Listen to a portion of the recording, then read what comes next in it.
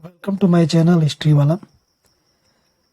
Social science subject के अंतर्गत आज पॉलिटी का मॉक टेस्ट दूसरा मॉक टेस्ट है और एससीईआरटी एवं एनसीईआरटी सब्जेक्ट में पॉलिटी सब्जेक्ट के अंतर्गत सारे महत्वपूर्ण प्रश्नों को जो एनसीईआरटी और एससीईआरटी की बुक है उसे चैप्टर वाइज सारे महत्वपूर्ण प्रश्नों को इस वीडियो में शामिल किया गया है। वीडियो काफी महत्वपूर्ण होने वाला है। 500 प्लस प्रश्नों की यह सीरीज जो है आपका मॉक टेस्ट के अंतर्गत यह दूसरा मॉक टेस्ट है पॉलिटी का और पॉलिटी के 40 प्रश्न जो है निश्चित रूप से आपके इन्हीं पांचों वीडियो में से महत्वपूर्ण प्रश्नों में से आएंगे, ये निश्चित रूप से मैं कह रहा हूँ। और इसके अलावा जीएस के भी 10 से 12 नंबर क्वेश्चन जो है आपके प्रश्न जो है इसी वीडियो से आपके पुटअप होंगे। तो टोटल 50-52 क्वेश्चन जो है आपको इन पांचों वीडियो से मिल जाएंगे। 500 प्लस प्रश्नों की एससीईआरटी और एनसीईआरटी के चैप्टर वाइज महत्वपूर्ण प्रश्नों की व्याख्या इन वीडियो के माध्यम से की गई है और वीडियो को अंत तक स्किप किए बिना देखिएगा जरूर। वीडियो बहुत ही महत्वपूर्ण होने वाला है। बहुत ही महत्वपूर्ण प्रश्नों को इस वीडियो में शामिल किया गया है। चलिए वीडियो को शुरू करते हैं। चैनल पर नए हैं तो चैनल को सब्सक्राइब जरूर कर लीजिएगा और वीडियो को ज़्यादा से ज़्यादा शेयर करिएगा जिससे कंटेंट का लाभ सभी को मिल सके। चलिए आज का प्रश्न देखते हैं। आज का पहला प्रश्न है आपका, खबर लहरिया नामक समाचार पत्र का प्रकाशन किस जिले से होता था? ऑप्शन है इटावा, ललितपुर, चित्रकूट या श्रावस्ती।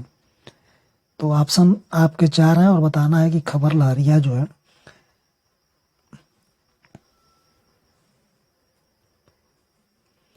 तो खबर लहरिया से संबंधित जो है कुछ महत्वपूर्ण तथ्यों को जान लेंगे। 8 दलित महिलाओं द्वारा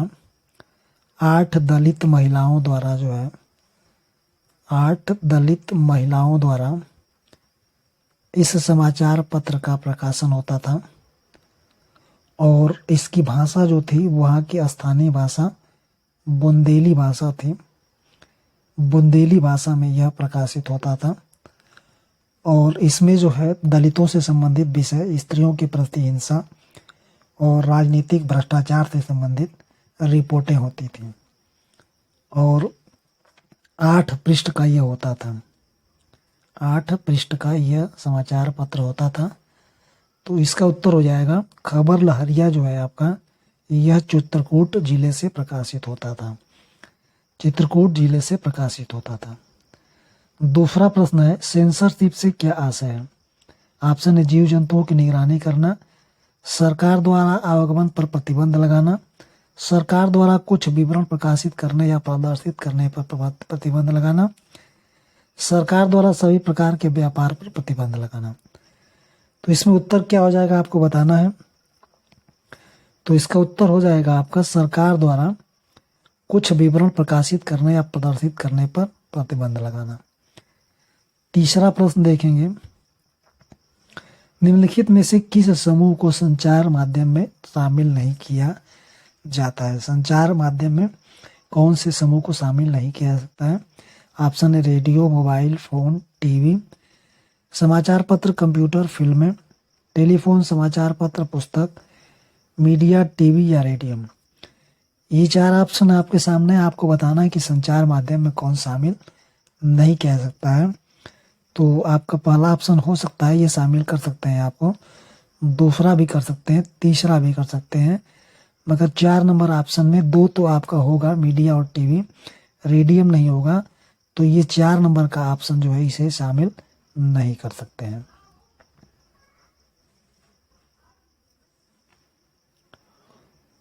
हथकरघा उद्योग का संबंध है। ऑप्शन है सीमेंट, चीनी, कपड़ा या लौह इस्पात। हथकरघा उद्योग का किससे संबंध है आपको बताना है। तो इसका उत्तर हो जाएगा कि हथकरघा उद्योग जो है यह किससे संबंधित है? तो ये कपड़े से संबंधित है, कपड़ा से संबंधित है। जिनिंग मिल के संबंध में क्या सही है? वह स्थान जहाँ कपास से धागे बनाए जाते हैं, वह स्थान जहाँ रुई के गोलों से बीज अलग किए जाते हैं, वह स्थान जहाँ बुनकर कपड़ा बनाते हैं, वह स्थान जहाँ रुई को भिगोया जाता है। जिनिंग मिल के संबंध में पूछ रहा है कि ये क्या सही हो सकता है इसका। तो वह स्थान जहाँ पे रुई के गोलों से बीज को अलग किया जाता है उसे इस जिनिंग मिल कहा जाता है। आपका अगला प्रश्न है, प्रश्न सारे इंपॉर्टेंट हैं और सारे ही महत्वपूर्ण प्रश्न हैं। निम्नलिखित में से आपका प्रश्न हो जाएगा, निम्नलिखित में से कौन सा अधिकार मौलिक अधिकार में शामिल किया गया है। यह आप चैप्टर अध्याय जो क्लास 8 का जो है 8 के बुक से यह क्वेश्चन शुरू हो गया है। ऑप्शन है समानता का अधिकार, धर्म, जाति, लिंग, नस्ल के आधार पर भेदभाव का निषेध होना, अभिव्यक्ति पर प्रतिबंध या आर्थिक अधिकार। इनमें से क्या होगा? और इसके ऑप्शन है 1 2 2 3 2 3 4 या 1 2 3। इनमें से कौन सही होगा आपको बताना है। तो कौन सा सही हो जाएगा आप इसको बता सकते हैं कि मौलिक अधिकार में शामिल किया गया है। तो समानता का अधिकार हो जाएगा, धर्म, जाति, लिंग, नस्ल के आधार पर भेदभाव का निषिद्ध, ये दोनों अधिकार हो जाएंगे।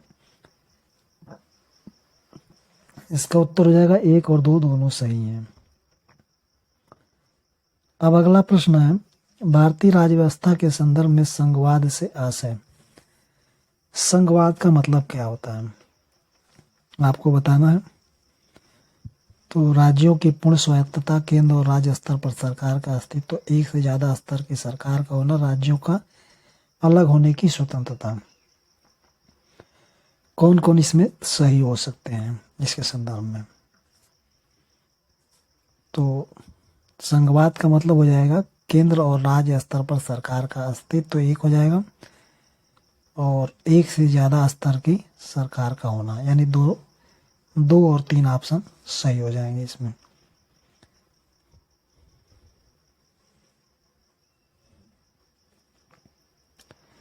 भारतीय राष्ट्रीय कांग्रेस ने संविधान सभा का गठन करने का प्रस्ताव अपनी नीति में कब शामिल किया था? संविधान सभा का गठन करने का प्रस्ताव भारतीय राष्ट्रीय कांग्रेस के ने कब शामिल किया था अपनी नीति में इसको? तो ऑप्शन 1935, 34, 1936 या 1938 में। तो पहली बार जो है संविधान सभा गठन की मांग 1934 में की गई थी और यह जो है 26 नवंबर 1949 को अंगीकृत किया गया था संविधान सभा द्वारा और 26 जनवरी 1950 को पूरी तरह से लागू कर दिया गया था। तो आगे का प्रश्न देखेंगे, संविधान सभा का जनक जो है किसे कहा जाता है? आपके ऑप्शन है जवाहरलाल नेहरू, डॉक्टर भीमराव अम्बेडकर, मोतीलाल नेहरू या BN राव। तो इसका उत्तर हो जाएगा डॉक्टर भीमराव अम्बेडकर।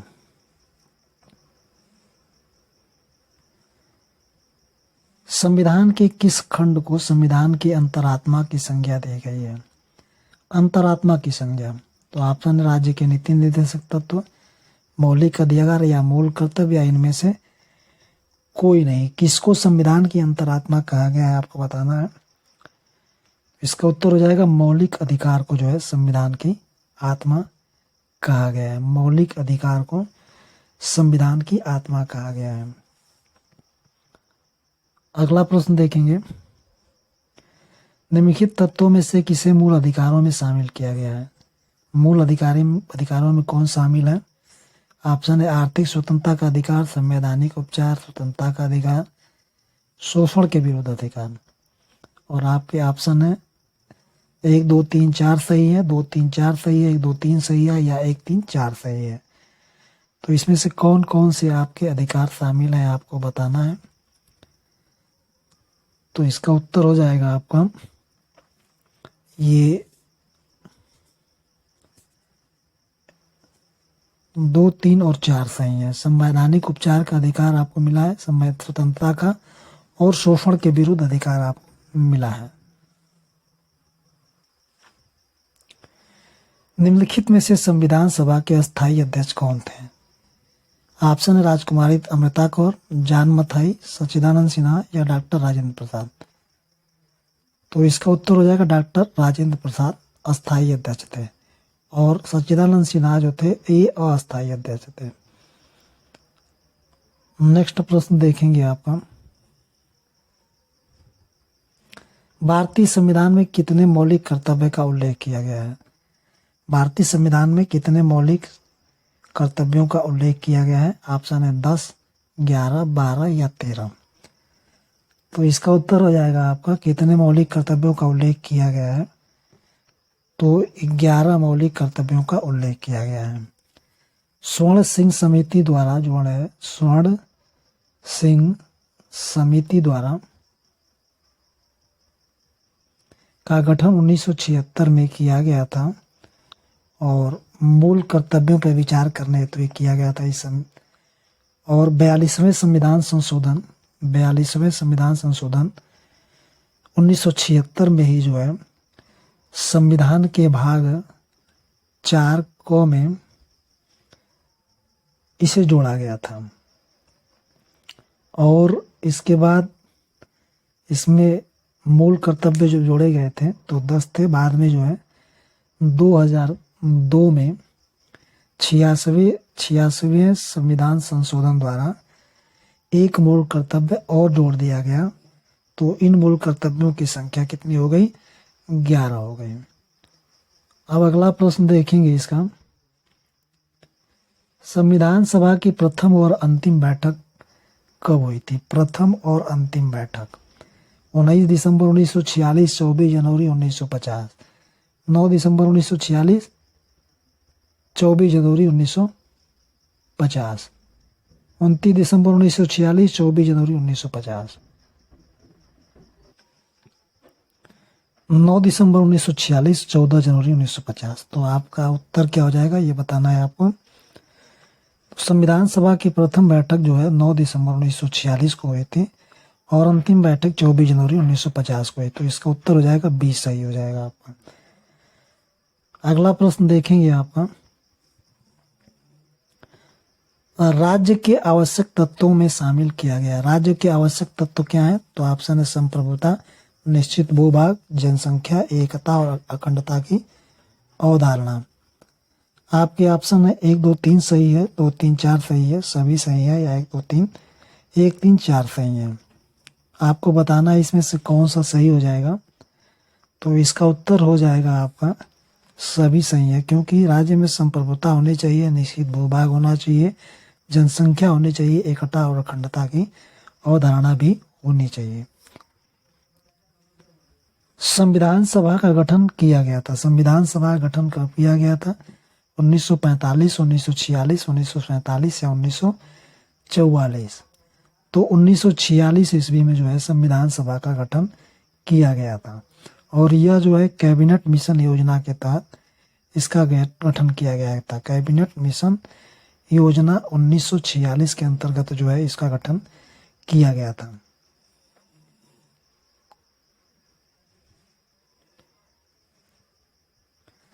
मानव व्यवहार बलात् श्रम 14 वर्ष से कम उम्र के बच्चों को मजदूरी पर रखना किस अधिकार के अंतर्गत अपराध घोषित किया गया है?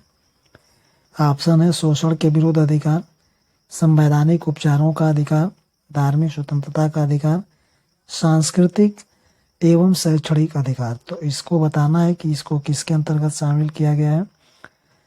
तो इसका उत्तर हो जाएगा आपका शोषण के विरुद्ध अधिकार। शोषण के विरुद्ध अधिकार के अंतर्गत जो है यह अपराध घोषित किया गया है।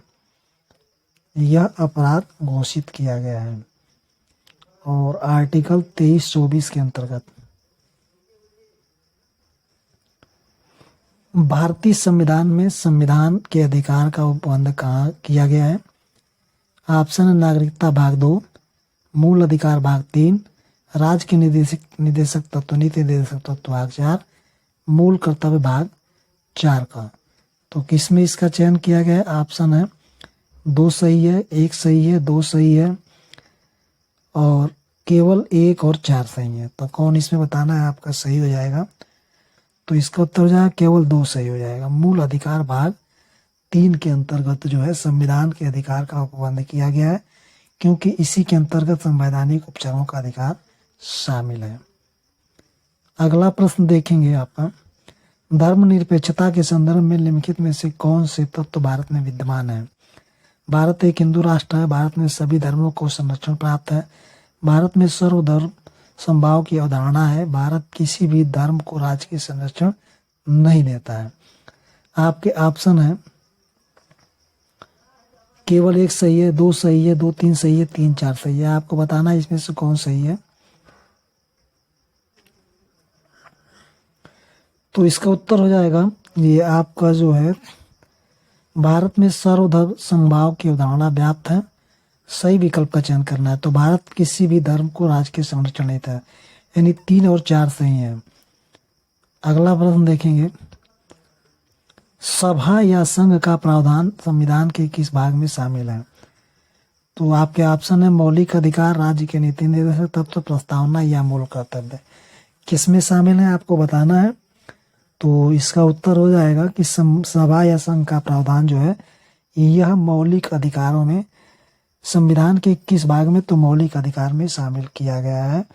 और भाग 3 अनुच्छेद 12 से 35 तक जो है इसको शामिल किया गया है, मौलिक अधिकारों का प्रावधान जो है।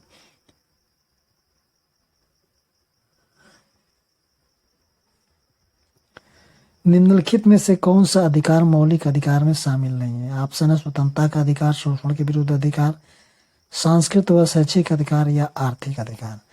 कौन इसमें शामिल नहीं है? तो आर्थिक अधिकार इसमें शामिल नहीं है। बाकी ये 3 शामिल है और इसके अलावा 3 और हैं। समानता का अधिकार हो जाएगा, समानता का, और इसके अलावा जो है आपका स्वतंत्रता हो गया, शोषण के विरुद्ध हो गया, सांस्कृतिक हो गया, धार्मिक स्वतंत्रता का अधिकार हो जाएगा, धार्मिक स्वतंत्रता का अधिकार हो जाएगा, और संवैधानिक उपचारों का अधिकार हो जाएगा। ये सब मिलाकर के 6 मौलिक अधिकार संविधान के भाग 3 में दिए गए हैं। स्वतंत्र भारत में किसे श्रम मंत्री का दर्जा दिया गया? सरदार वल्लभ भाई पटेल, राजेंद्र प्रसाद, जगजीवन राम या जयराम दास दौलत राम। किसे जो है श्रम मंत्री का दर्जा दिया गया? तो इसका उत्तर हो जाएगा जगजीवन राम को जो है श्रम मंत्री का दर्जा दिया गया था। और आपके इसी क्रम में जो है वित्त मंत्री जॉन मथाई थे, और इसके अलावा उप प्रधानमंत्री जो थे सरदार वल्लभ भाई पटेल थे, और इसके अलावा जो है जयराम दौलत दास भी ये मंत्री थे। तो आगे का प्रश्न देखेंगे, धर्म, नस्ल, जाति, लिंग और जन्म स्थान के आधार पर विभेद नहीं किया जा सकता। यह अधिकार समाहित है। यह अधिकार किसमें समाहित है? तो इसको बताना है आपको। आपके ऑप्शन है नीति निर्देशक तत्व, मूल अधिकार, मूल कर्तव्य या इनमें से कोई नहीं है। तो यह जो है धर्म, नस्ल, जाति, लिंग और जन्म स्थान के आधार पर भेद नहीं किया जा सकता है। यह मूल अधिकार के अंतर्गत आपका शामिल किया गया है। मूल अधिकार के अंतर्गत इसको शामिल किया गया है। अगला प्रश्न देखेंगे,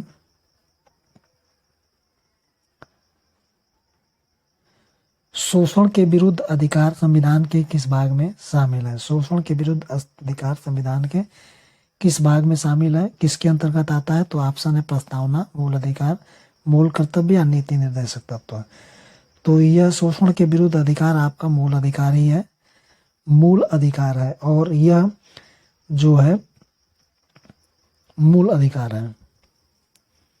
आगे का देखेंगे, धार्मिक स्वतंत्रता का अधिकार एक ऐसा अधिकार है जो प्रत्येक व्यक्ति को इच्छानुसार धर्म को मानने, प्रचार करने की स्वतंत्रता प्रदान करता है। यह प्रावधान कहाँ किया गया है? इंपॉर्टेंट है। नीति निर्देशक तत्व, मूल अधिकार, मूल कर्तव्य या इनमें से कोई नहीं। तो ये भी मूल अधिकार ही है आपका। सांस्कृतिक व शैक्षणिक अधिकार संविधान के किस भाग में शामिल किया गया है?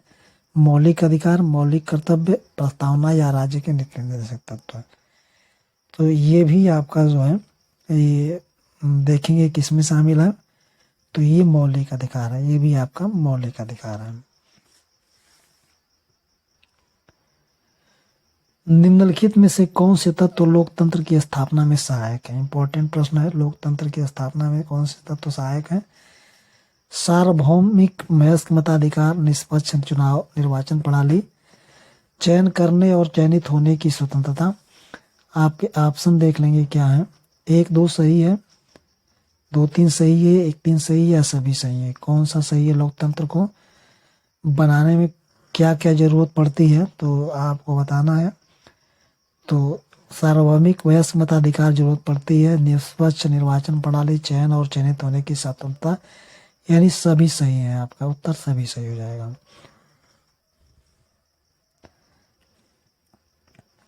निम्नलिखित में से किसे मूल अधिकार में शामिल किया गया है? आपके ऑप्शन है शोषण के विरुद्ध अधिकार, संपत्ति का अधिकार, केंद्र राज्य संबंध या नागरिकता। तो किसको जो है मूल अधिकार में शामिल किया गया है ये बताना है आपको। तो इसका उत्तर हो जाएगा शोषण के विरुद्ध अधिकार को मूल अधिकार में शामिल किया गया है, बाकी ये 3 नहीं है। आंध्र प्रदेश राज्य पुनर्गठन के बाद तेलंगाना भारत का राज्य बना था। आपके ऑप्शन है 2 जून 2014, 2 जून 2015, 2 जून 2016, 2 जून 2013। तो यह 2 जून 2014 को जो है तेलंगाना का गठन किया गया था और तब यह भारत का 29वां राज्य था। परंतु वर्तमान में भारत में 28 राज्य हैं और 8 केंद्र शासित प्रदेश हैं। चलिए नेक्स्ट प्रश्न देख लेते हैं। वही देखिए क्वेश्चन है आपका कि राज्य पुनर्गठन के पश्चात 2 जून 2014 को तेलंगाना भारत का राज्य बना, 27वां, 28वां, 29वां या 30वां?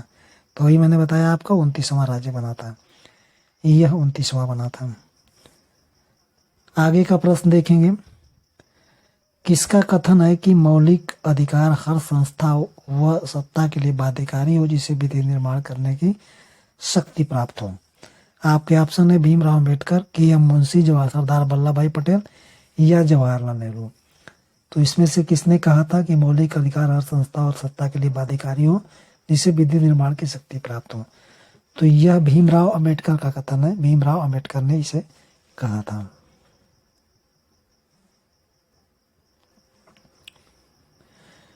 निम्नलिखित कथनों पर विचार करना और कौन सा कथन सत्य बताना है। मूल अधिकार धर्म निरपेक्षता के सिद्धांत पर आधारित है।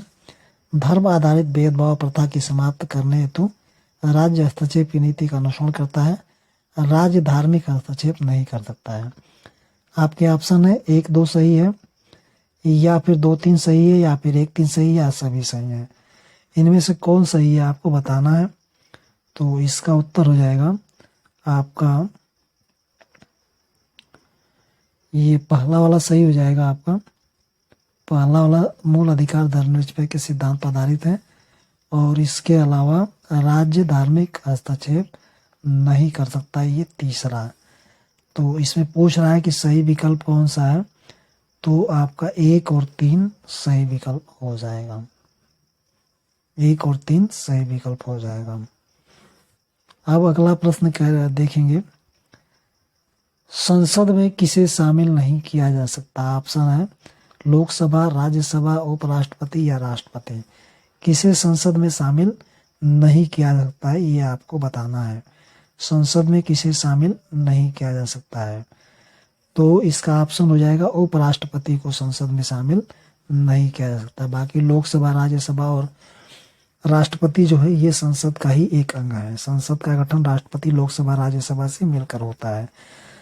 राज्यसभा को उच्च सदन कहते हैं और लोकसभा को निम्न सदन कहते हैं। तो इस तरह आप आगे का प्रश्न देखेंगे। वर्तमान में लोकसभा में सीटों की संख्या है। वर्तमान में लोकसभा में सीटों की संख्या 532, 551, 545 या 543। तो इसमें कितने सीटें हैं बताना है वर्तमान में।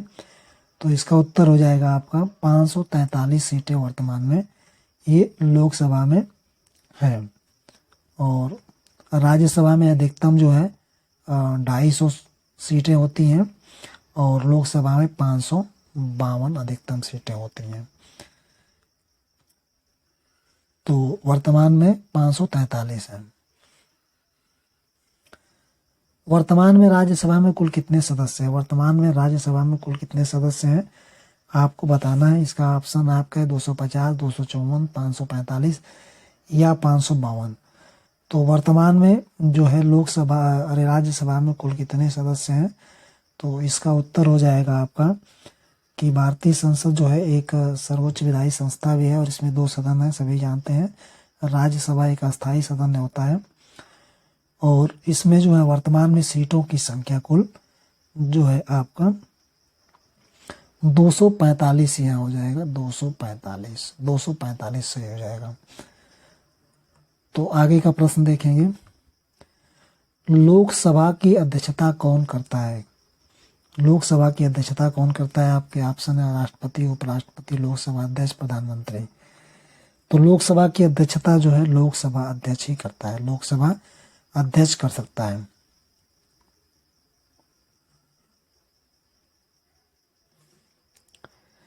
सर्वप्रथम किस चुनाव में इलेक्ट्रॉनिक वोटिंग मशीन यानी ईवीएम का उपयोग किया गया था? आपके ऑप्शन है 2003, 2004, 2005 या 2008 में। सर्वप्रथम कब ईवीएम का प्रयोग किया गया था इसको आपको बताना है। तो 2004 के चुनाव में जो है सर्वप्रथम पहली बार पूरे देश में जो है ईवीएम का प्रयोग किया गया था। सर्वप्रथम 2004 के चुनाव में जो है, और यह जो है सर्वप्रथम इसका प्रयोग किया गया था। तो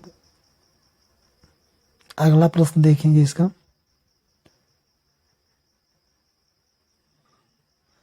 सर्वप्रथम आम चुनाव का आयोजन कब किया गया था? आपके ऑप्शन है 1952, 53, 1951, 1953, 54, 1954, 55। कब किया गया था ये आपको बताना है आम चुनाव का आयोजन।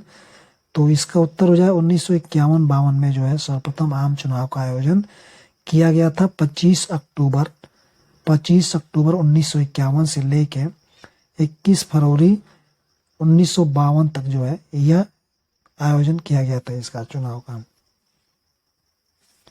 लोकसभा में अनुसूचित जनजातियों हेतु कितनी सीटें आरक्षित की गई हैं? आपके ऑप्शन है 42, 47, 57 या 67। तो अनुसूचित जनजातियों की बात कर रहा है तो 47 सीटें आवंटित की गई हैं, ये आरक्षित की गई हैं यह लोकसभा में। और आगे का प्रश्न देखेंगे, इसमें ये अनुसूचित जाति के लिए करा था 47 सीटें आरक्षित की गई हैं। तो ये अनुसूचित जाति के, तो एससी के लिए यानी अनुसूचित जाति के लिए किसकी कितनी सीटें हैं? तो 84। अनुसूचित जाति के लिए जो है 84 और एसटी के लिए यानी अनुसूचित जनजाति के लिए 47 सीटें आरक्षित की गई हैं।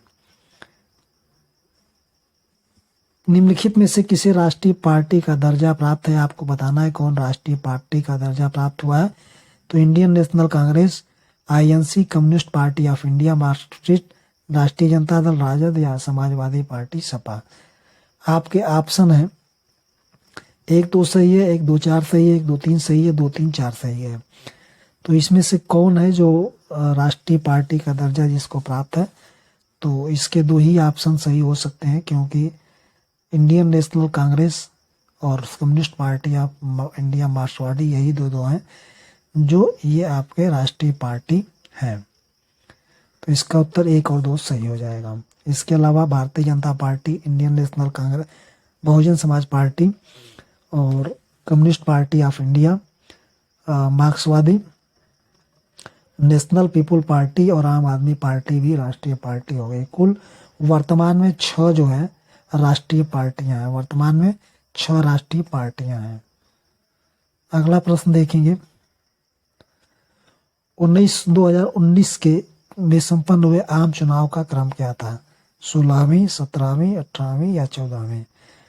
तो 2019 में जो चुनाव हुआ था उसका क्रम क्या था? कौन सी ये लोकसभा थी? कौन सी लोकसभा का गठन किया गया था 2019 में? तो उसका उत्तर हो जाएगा 17वीं लोकसभा का गठन किया गया था। और यह जो है 11 अप्रैल 2019 से लेके जो है 19 मई 2019 तक 7 चरणों में इसके चुनाव कराए गए थे और इसका परिणाम जो है 23 मई को घोषित किया गया था। 23 मई को इसको परिणाम घोषित किया गया था, जिसमें 543 सीटों में लगभग 303 सीटें जो है बहुमत के साथ भाजपा ने जीता था। तो 17वीं ये लोकसभा का गठन इसमें किया गया था। और अब 2024 वाला चुनाव जो होगा उसमें 18वीं लोकसभा का गठन किया जाएगा। तो इसका उत्तर हो जाएगा 17वीं। बहुत ही महत्वपूर्ण प्रश्न है आपका, इम्पोर्टेंट प्रश्न है और निश्चित रूप से बहुत से लोग इसे गलत भी करते हैं। प्रश्न काल का प्रारंभ होता है, ऑप्शन है आपके बैठक का पहला घंटा, बैठक का अंतिम घंटा, बैठक के बीच का समय, इनमें से कोई नहीं। तो प्रश्न काल जो होता है आपका ये बैठक का पहला घंटा ही होता है, इसी में ये प्रश्न काल प्रारंभ किया जाता है। बैठक का पहला घंटा ही है, इसमें प्रश्न काल आरंभ किया जाता है, प्रारंभ किया जाता है। और राज्यसभा का पदेन सभापति कौन होता है? आपके ऑप्शन है राष्ट्रपति, उपराष्ट्रपति, लोकसभा अध्यक्ष या प्रोटेम स्पीकर। तो राज्यसभा का पदेन सभापति कौन होता है ये आपको बताना है। तो राज्यसभा का जो पदेन सभापति होता है वो उपराष्ट्रपति होता है, मगर यह राज्यसभा का सदस्य नहीं होता है। इस बात को भी जान लेंगे आपको, यह राज्यसभा का सदस्य नहीं होता है मगर इसका पदेन सभापति होता है। तो अगला प्रश्न देखेंगे आपका, राज्यसभा में राष्ट्रपति द्वारा कितने सदस्यों को मनोनीत किए जाते हैं? तो इसका उत्तर हो जाएगा, इसका ऑप्शन देखेंगे 22, 42, 12 या 32। कितने सदस्यों को मनोनीत किए जाते हैं? तो ये आपका उत्तर हो जाएगा 12 सदस्यों को मनोनीत किया जाता है। और ये कला, साहित्य, विज्ञान, सामाजिक सेवा से जुड़े हो सकते हैं। ऐसे ही लोगों को 12 सदस्यों को राष्ट्रपति की ओर से मनोनीत किया जा सकता है राज्यसभा में।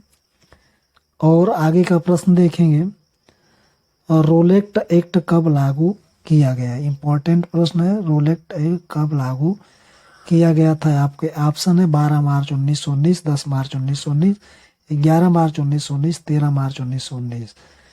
तो इसका उत्तर हो जाएगा 10 मार्च 1919 को जो है रोलेक्ट एक्ट लागू किया गया था। रोलेक्ट एक्ट का विरोध करने पर निम्नलिखित में से किसे विशेषतः गिरफ्तार किया गया था? आपके option doctor Satyapal, doctor Saifuddin Kitchlew, A या बी दोनों, या महात्मा गांधी को। तो इसका उत्तर हो जाएगा ए और बी दोनों, सत्यपाल और सैफुद्दीन किचलू दोनों को गिरफ्तार किया गया था। और 13 अप्रैल को जलियांवाला बाग हत्याकांड, इन्हीं की गिरफ्तारी को विरोध में किया गया था, जहां पे जलियांवाला बाग हत्याकांड 13 अप्रैल 1919 को किया गया था। आगे का प्रश्न देखेंगे, जलियांवाला बाग घटना कहाँ घटित हुई? तो ऑप्शन है लाहौर, अमृतसर, रावलपिंडी या भिंड। तो यह अमृतसर में घटी थी और 13 अप्रैल 1919 को जो है 1919 को यह घटना हुई थी। और अभी मैंने ऊपर बताया कि सत्यपाल और सैफुद्दीन किचलू के गिरफ्तारी के विरोध में यह घटना विरोध किया जा रहा था, जो जनरल डायर ने आकर के जो है अमृतसर के जलियांवाला बाग में एक अंधाधुंध गोलियां चला दी, जिससे बहुत सारे लोग मारे गए थे। अब अगला प्रश्न है, राजद्रोह एक्ट कब पारित हुआ था? राजद्रोह एक्ट कब पारित हुआ? 1970, 1870, 1875 या 1975 में। तो राजद्रोह एक्ट जो है अंग्रेजी शासन के मनमाने की मिसाल है और यह 1870 में पारित हुआ था। 1870 में पारित हुआ था। हिंदू उत्तराधिकार अधिनियम 1956 जो है संशोधन कब किया गया था? इसका आपके ऑप्शन 2004, 2005, 2003 या 2006।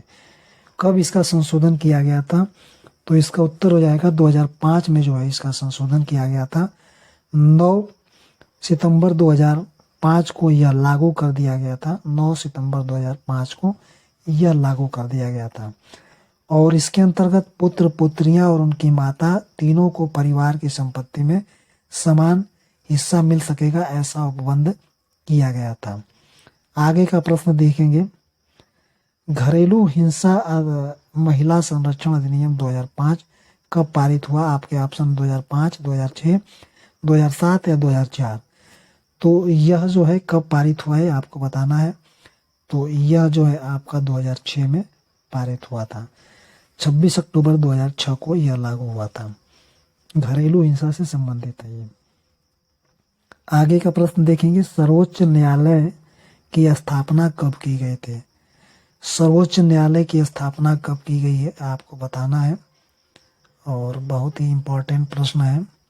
सर्वोच्च न्यायालय की स्थापना कब की गई थी? आपके ऑप्शन है 25 जनवरी 1950, 21 जनवरी 1950, 26 जनवरी 1950, 23 जनवरी 1950। कब इसकी स्थापना की गई थी यह आपको बताना है। सर्वोच्च न्यायालय की स्थापना कब की गई थी? तो सर्वोच्च न्यायालय की स्थापना जो है आपका 26 जनवरी 1950 को की गई थी। 26 जनवरी 1950 को। और इसका उद्घाटन जो है 28 जनवरी 1950 को किया गया था। 28 जनवरी 1950 को इसका उद्घाटन किया गया था। आगे का प्रश्न देखेंगे, बम्बई कलकत्ता को होगा यहाँ पे। बम्बई मद्रास उच्च न्यायालय की स्थापना कब की गई थी?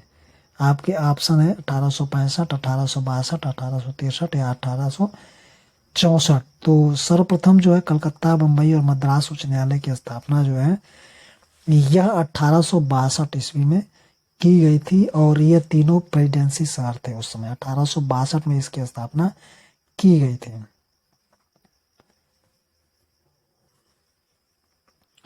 राष्ट्रीय राजधानी क्षेत्र दिल्ली उच्च न्यायालय का गठन कब किया गया था? ऑप्शन 1965, 1966, 1980 या 1975 में।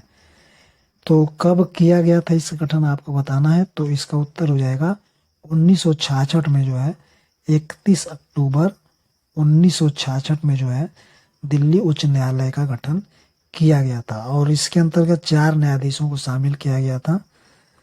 और आगे का प्रश्न देखेंगे, वर्तमान में देश भर में कुल कितने उच्च न्यायालय गठित किए जा चुके हैं? आपके ऑप्शन है 24, 25, 26 या 28। तो वर्तमान में देश भर में कुल कितने उच्च न्यायालय हैं? तो आपके ऑप्शन है 25 उच्च न्यायालय वर्तमान में पूरे देश में गठित किए गए हैं।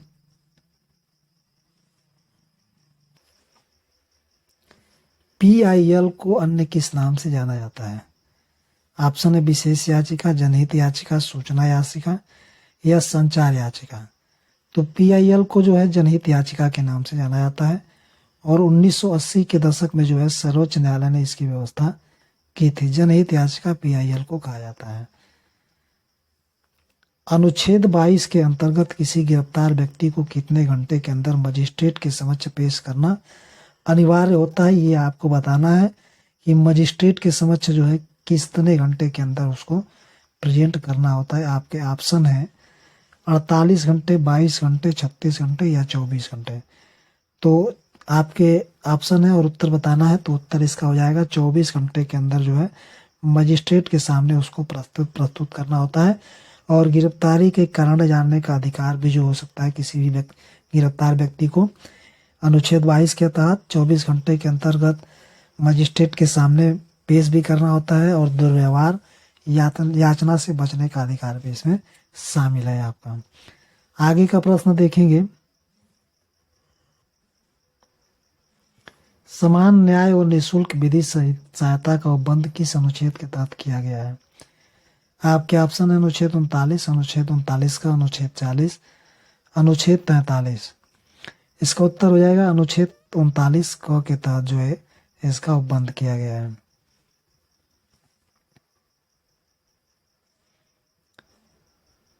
FIR का पूर्ण रूप क्या है? First information report, first introduction report, first industry report, final information report. तो इसका उत्तर क्या हो जाएगा? FIR का पूर्ण रूप क्या होता है? तो फर्स्ट इंफॉर्मेशन रिपोर्ट, यही इसका उत्तर हो जाएगा आपका। आगे प्रश्न देखेंगे, डोगरिया कोड जनजाति पाई जाती है। डोगरिया कोड जनजाति जो है कहाँ पाई जाती है आपको बताना है। बहुत ही इम्पोर्टेंट प्रश्न है और इसको बताना है कि यह कहाँ पाई जाती है। चलिए इसके ऑप्शन देख लेते हैं। Kalahandi Orissa, Botswana Africa, Himalaya Kangra, Uttarakhand Almora. तो डोंगरिया कोट जनजाति जो है यह आपका कालाहांडी उड़ीसा में पाई जाती है और इसको जो है डंगरिया कंधा के नाम से भी जाना जाता है। और डोंगरिया जो है ये डोंगर शब्द से निकला है, डोंगर शब्द से निकल जिसका अर्थ होता है पहाड़ी ढलानों पर कृषि भूमि, पहाड़ी ढलानों पर कृषि भूमि। और इसके अलावा जो है अगला क्वेश्चन देखेंगे, सच्चर समिति यानी सच्चर कमेटी का संबंध मुसलमान, हिंदू, सिख या ईसाई किससे है? तो सच्चर कमेटी का संबंध जो है यह मुसलमानों से है, मुसलमानों से। 2005 में जो है भारत सरकार ने न्यायमूर्ति राजेंद्र सच्चर की अध्यक्षता में एक समिति का गठन किया था मुसलमानों की सामाजिक, आर्थिक और शैक्षणिक स्थिति का जायजा लेने के लिए। तो सच्चर समिति का गठन जो है मुसलमानों से संबंधित है। अगला प्रश्न है, निम्नलिखित में से किसे सच्चर समिति में शामिल नहीं किया गया था? तो आपको बताना है, आपके ऑप्शन है सैयद हामिद, अख्तर मजीद, टीके मोमन, मोहम्मद हाशिम। किसको इसमें शामिल नहीं किया गया था? 1 2 3 ऑप्शन, 2 3, केवल 4 या 1 3। तो इसमें जो है मोहम्मद हाशिम को जो है शामिल नहीं किया गया था, यही उसका उत्तर हो जाएगा आपका। बाकी सभी लोग शामिल थे। अस्पृश्यता उन्मूलन का प्रावधान किस अनुच्छेद में किया गया है? अस्पृश्यता उन्मूलन का प्रावधान जो है किस अनुच्छेद में किया गया है? अनुच्छेद 21, अनुच्छेद 18, अनुच्छेद 17, अनुच्छेद 23। किस में किया गया है? तो अनुच्छेद 17 में जो है अस्पृश्यता उन्मूलन यानी छुआछूत की समाप्ति कर दी गई है अनुच्छेद 17 के तहत। और आगे का प्रश्न देखेंगे, धर्म, मूल, जाति, लिंग अथवा जन्म के आधार पर भेदभाव का प्रतिषेध किस अनुच्छेद में किया गया है? ऑप्शन है 16, अनुच्छेद 17, अनुच्छेद 18 या अनुच्छेद 15। तो अनुच्छेद 15 में जो है यह उपबंध किया गया है कि धर्म भेद, धर्म, मूल, जाति, लिंग के आधार पर, जन्म स्थान के आधार पर भेद नहीं किया जा सकता है, अनुच्छेद 15 के अंतर्गत। आगे का प्रश्न देखेंगे, अनुसूचित जाति एवं जनजाति निवारण अधिनियम कब पारित हुआ था?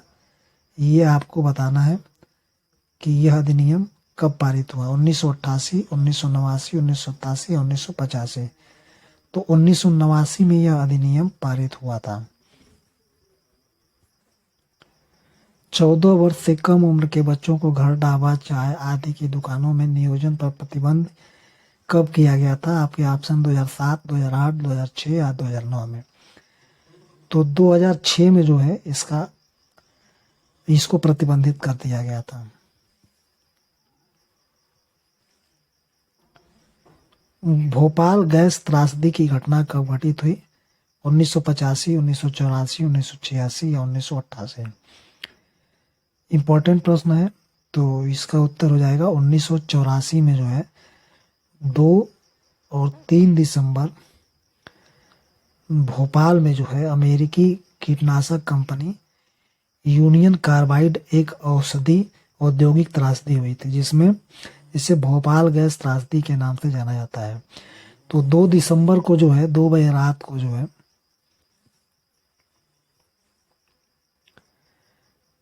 2 दिसंबर 1984 को रात के 2 बजे जो है यूनियन कार्बाइड संयंत्र में जो है मिक कभी कभी इसका फुल फॉर्म भी पूछता है, तो मिथाइल आइसोसाइनाइड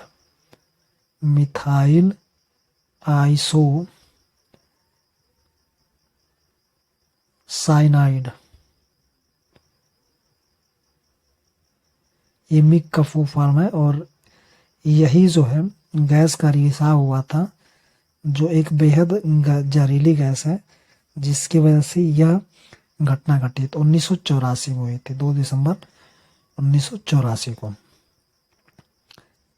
आगे का प्रश्न देखेंगे, स्वस्थ पर्यावरण का अधिकार मौलिक अधिकार का अंग है, किस वाद में सर्वोच्च न्यायालय ने यह फैसला दिया था? ऑप्शन है इंदिरा गांधी, इंदिरा साहनी व अन्य बनाम केंद्र सरकार, सुभाष कुमार बनाम बिहार राज्य, केशवानंद बनाम केरल राज्य या शांता कुमार बनाम भारत राज्य। तो यह जो है इसका उत्तर हो जाएगा आपका सुभाष कुमार बनाम बिहार राज्य के संदर्भ में इन्होंने जो है आर्टिकल 21 के तहत जो है इसको यह अधिकार दिया था स्वस्थ पर्यावरण का। आज का अंतिम प्रश्न देखेंगे और इम्पोर्टेंट प्रश्न भी है। निम्नलिखित में से CNG compressed natural gas, CNG का पूरा रूप क्या है? कंप्रेस्ड नेचुरल गैस का मुख्य घटक क्या है?